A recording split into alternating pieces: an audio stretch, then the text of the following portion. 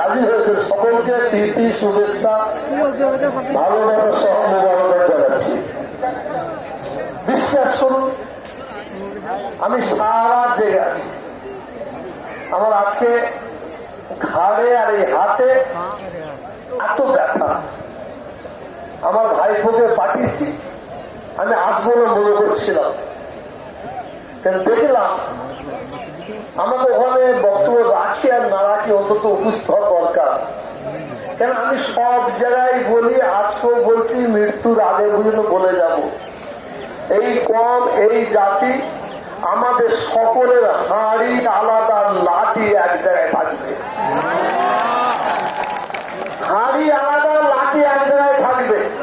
অর্থাৎ আমি বলি, আমি যদি না থাকি মানুষ এইদিকে অন্য মেসেজ দেবে। অকাবীর সম্পর্কে একের পর এক ব্যক্তি বক্তব্য রেখেছে। সিদ্দিকুল্লাহ চৌধুরী সাহেব বলছিলেন বড় বড় মিডিয়ার লোক আসে না, বড় বড় মিডিয়ার লোক আসবে না। এরা যখন মুসলমানদের পাচার তলায় কামড়ানোর দরকার হবে, চাঁদা দরকার হবে, তখন এরা আসবে।